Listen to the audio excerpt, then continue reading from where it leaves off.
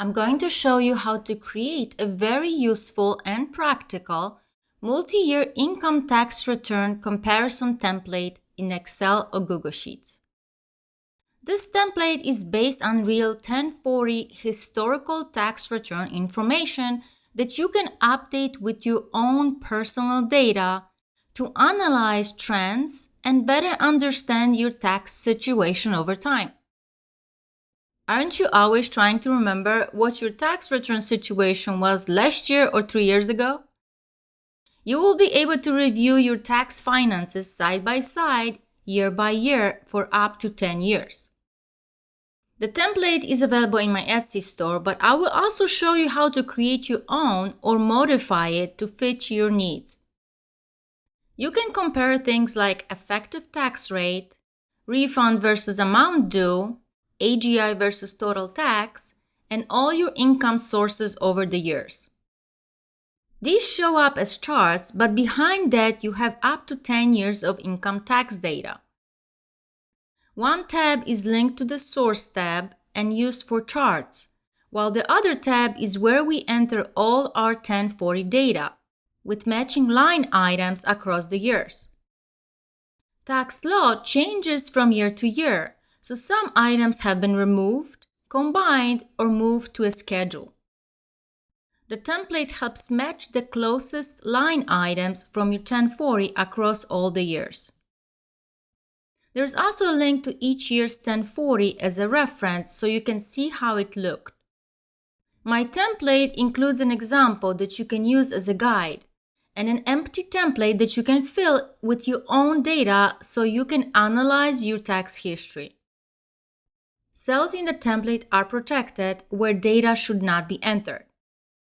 If you try to enter data in these cells, you will get an error message. Click OK to close it. If you want to edit or modify the template, go to Review and select Unprotect Sheet. There is no password. So let me show you how to use the template with your own data. Pull out copies of your 1040 tax returns. Let's start with 2025. On the Tax Data tab, enter the data from the tax return into the correct Excel cell by referencing the line numbers listed. For example, capital gain or loss is listed on line 7A for 2025 and is 2,100, so I will enter that there. Then total income is listed on line 9 as 126,750. Keep going with all the other line items from the 2025 1040. There are no calculations in the template except for the effective tax rate, which is total tax divided by taxable income. There are no other calculations because 1040 forms are complex and certain items do not appear every year. Over time, some items are combined, removed, or changed from non-refundable to refundable, etc., so it will be too complex to create. Entering the numbers exactly as they appear on the 1040 avoids calculation issues. Once you enter the data on the Tax Data tab, you will see that it flows to the 5 to 10 year comparison tab. The only difference between the two tabs is that the Tax Data tab includes the line item labels. I linked that data to the Comparison tab and removed the labels so charts can be created, since charts require clean data without text in between. The Charts tab shows some income tax analysis graphs. At this point, we only have 1 year of data, which is not very useful, so I will enter data from the 2024 tax return. Make sure you reference the correct line items from that year's tax return. Sometimes they stay the same, but during major changes like in 2018 tax overhaul, many line items were redesigned. I can see that the effective tax rate in 2024 was 10.6%, while in 2025 it increased to 11.2%. Also, for amount due, enter it as a negative number so it charts correctly. Now, the charts are more useful but still limited, so I will enter 2023 and 2022 data. You can enter as much data as you have. If I try to enter data in protected cell, I will get an error message. 4 years of data already gives more insight, but if you have older returns, you can keep going. I will enter data for 2021 and earlier years from my digital or paper copies. Here I enter 10 years of data from 2015 to 2025. I can see that my highest effective tax rates were in 2025 and 2023, and much lower in earlier years through 2021, COVID year, which makes sense. For most years, I received a refund, meaning I prepaid enough in tax, except for 2022, 2024, and 2025. This can help me plan for 2026 by adjusting withholdings or making estimated payments. I also like seeing my AGI compared to total tax over the 10-year period and where my income is coming from. My wages have been growing, but my business income as a share of total income has also increased. You can get a copy of this template in my Etsy store and fill it in with your own data. Now I'm going to show you how to create this template and modify it for your needs, or even build one for business filings like Schedule C, 1120S, or other tax returns. First, I like to give my worksheet a title and leave some row and column of empty space around it for better layout. I will start by setting up a column for 1040 line items and columns for years going back from 2025 up to 10 years. You can reverse the years order from 2015 to 2025, but I prefer having the most recent year on the left. I find this more practical because I can add a new column each year and keep the line items next to it. Now I will format the layout by adjusting the font, column width, and centering the title. Next, I will reference the most recent 1040 and list the main line items for income, adjustments, tax, credits, payments, refunds, and amount due. You can make this as detailed or as simple as you want. Now I will add columns before each year to reference the specific line numbers on the 1040s. I will copy the line numbers from 2025 and adjust them as needed. Some stay the same, but others change. New items in 2025 that did not exist in prior years will stay blank. I will freeze paint so I can easily scroll and still see headers and items listed in the rows. Then I will clean up the formatting by adding background color, bolding key lines, adjusting font size, and making line numbers smaller. Even with a clean layout, I will add light borders so the numbers are easier to read.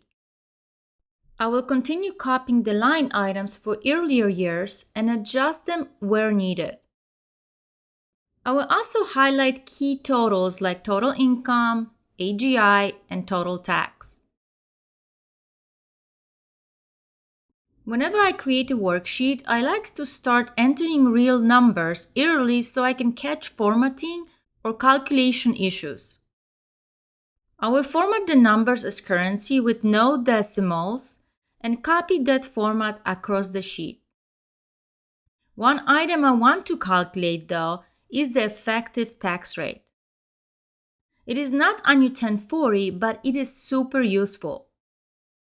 It shows you real tax rate by dividing total tax by taxable income.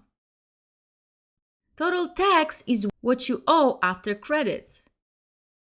Taxable income is your income after subtracting all the deductions.